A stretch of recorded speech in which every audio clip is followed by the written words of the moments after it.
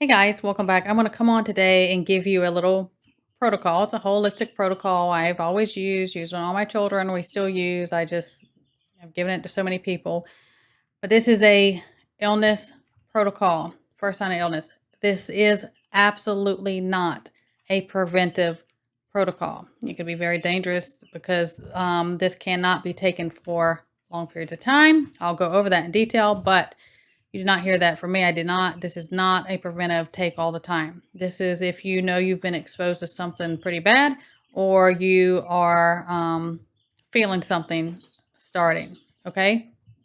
Gotta be careful with these things. Now, and a lot of this can be used for younger children. I have to be careful what how I put things on here because you know how that works, especially in this area of what I do. They don't like that. Any child, any baby, under 3 months, if they have a fever of no matter what the cause is, over 100, that little, they do need to seek medical attention. Okay, that's very important. It can be very dangerous for little kids. Now, over that, us adults, older kids, stuff like that. Speaking of fevers, a lot of people, and I've talked about this before, they see fever as something awful. Oh, the fever is the illness. It's not. The fever is our body trying to kill the illness. Yes, fevers make us miserable. They make us absolutely miserable. And I know there's certain, conditions people cannot run a fever and it causes other issues. Some people can't run a fever. They could have a seizure or something. Be smart, listen to your body. And you let a fever, if you don't have any conditions like that, you let a fever run as long as you can tolerate it. Because our body is warming its core temperature to kill whatever, said illness, infection, whatever we got going on. That's what it's doing. So don't just the first sign of any little low grade fevers, try to knock it out with something. That's just not good. You just prolong it, and if we don't have the fevers and people who treat a fever right away, and they just every 6 to 8 hours, we got to make sure that fever doesn't come back. They are absolutely most likely to get a secondary infection because it's just whatever illness is going on. It's just brewing and creating other problems. So keep that in mind. Now, also with fevers, good rule of thumb is what you go. If you have a viral infection, it's just a virus. Remember, antibiotics do not work for viruses. They hand them out like candy, and that's why we have superbugs. I'm going to leave it at that. Viral infections that have a fever will generally run 5 days or less. If you have a fever that stays within that 5 days or less, and then it goes away on its own, not, because you've been treating it, and then a little bit later on, it comes back in like a couple days, it comes back, that's usually a secondary infection has started, and it's a new fever, okay? Any fever that lasts over that 5-day mark is bacterial. That's just the way it works. So you keep that in mind. Like when you have an illness, monitor it. Your first day of fever should only run for 5 days and it's viral, and your body's going to take care of itself, and you support your immune system. You do your fluids, you do all the things you're supposed to, and it'll run its course. And then over 5 days, you got something bacterial or a new fever. That's a secondary. So with all that, I'm going to go over, there's 4 things on this protocol. Please listen very carefully. I will also put the dosages in the description, so most of them, because I just want things to stay up and I have to play the game.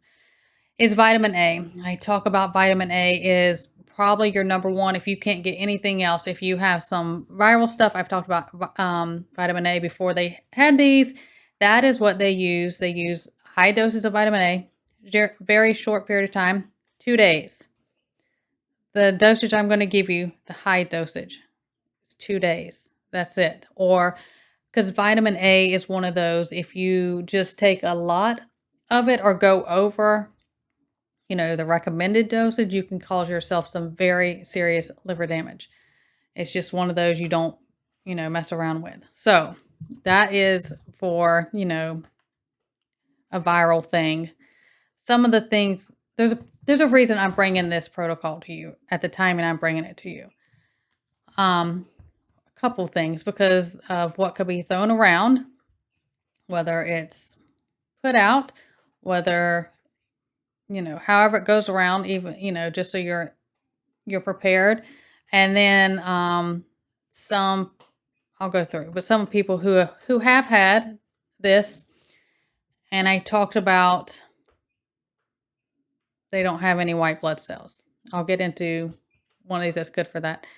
But this is a good protocol. And then, anyways, I'll go into it. But so the vitamin A, now for the vitamin A, I would say about 15, 16 years old and older, unless you have a teen that is very frail, small, or underweight for various different reasons. Maybe they're very sickly or they have a condition or something. I would go higher, just because you want to. It usually goes on weight and stuff like that. But with the vitamin A, about 15, 16 years old through adulthood is 150,000 IU you want to do. And you would do that twice a day for 2 days only. Okay. If you've never taken that high of a vitamin A, do a half dose and see how you tolerate it. And you can get them in liquids or capsules, liquid drops. I have always used for myself and my children, because this is if there was an illness, I use drops. It's like a sublingual type drops or whatever, and they are bitter and they have kind of this, yellow, orangish color. But I just feel like there's a better absorption for that. But you need to do, whatever, but there's no problems with taking the capsules either. And I will list this in the description. Just please never, ever go over your vitamin A. I do not take vitamin A supplements daily. I get it from my food because it's one of those that can build up in your system and cause issues. Next one, vitamin C. I talk about vitamin C, but this protocol. Now, again, with the vitamin C, I only ever recommend, whole food, vitamin C, Ester C, buffered C. That's the only 3 I ever recommend for vitamin C. Anything else, in my opinion, is synthetic, and it's a waste of money, and it's not good for your system. It causes other issues, especially with vitamin C. So, you're going to do vitamin C is one of those ones, if you get too much, it's going to mess up your stomach, but it's not going to cause damage unless you got really dehydrated or something like the vitamin A, okay? So high doses, of that, you can take high doses of vitamin C. Again, in the description, I'll put a lot of this for up to 10 to 14 days, depending on how your stomach tolerates it. Zinc is another. You cannot take over your recommended dosage for zinc. It can be taken daily, like vitamin C, for preventive care. I do recommend both of those every day for preventive care. But, it's one that'll build up in your system. Zinc, if you get a lot of zinc built up in you, you're going to have a metallic taste. Food's going to taste like a metallic. It's going to have a weird taste. You have too much zinc if you're getting that. But this protocol works really well. So my fourth one, there's reasons for this fourth one as far as, like I said, things that could possibly be going around for people who have had this, because it's going to help with producing white blood cells, okay? And because I just did a video about the FDA taking certain things, okay? Read between the lines, because apparently they're all on me for stuff. So it's called Larix. Larix comes from a larch tree. It has to do with the bark. I have never harvested or done any of that myself, so I don't know anything about how to do that. But you can get that in capsules. It's called Larix, Larix. It is kind of like an echinacea, but it's a lot stronger than an echinacea.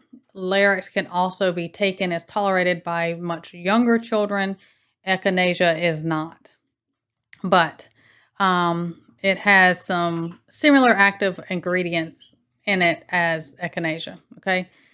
And because of that, it produces white blood cells, which is our immune system, which is going to help us, kind of give us that boost when we have come down this protocol, first sign of an illness or certain other things that come across, because it is used for colds, flus, even the swine flu, ear infection, HIV, AIDS, okay, liver cancer, pneumonia, stuff like that. This is one that is used for that. So again, older children, adults, you can take 2 tablets 3 times a day. That's what I would use. You know, 1 tablet, or you can do like, younger children can do 1 tablet 3 times a day, or you can open them up. It's however because they're available in a powder also. Okay. So, it's like for children, they also have a drop. Because I have to be careful with the drops, but because it's for younger, under a year type things for this. But the thing with echinacea and stuff, you cannot use echinacea as a daily preventive. You cannot take echinacea for that long a time, all the time. You can't do that. You can only do it if it's as needed. And, it's just a good one to have. Now, like, the Larix, you can take 1 tablet twice a day as a preventive during certain seasons, or you were exposed to something, or hey, there's something kind of going around. It's high in my area. I heard my neighbor, my coworker has something. You can do that. Echinacea, you can't do that all the time. So I want to give this to you. I'm going to put things in the description because of some of the things that it's good for, things that may be going around, and because of I don't know what they're going to do with the supplement stuff. So anyways, please always read my descriptions, and I'll put that down there for you. I hope it's something that helps you guys. Everyone stay well. God bless, and I will see you next time.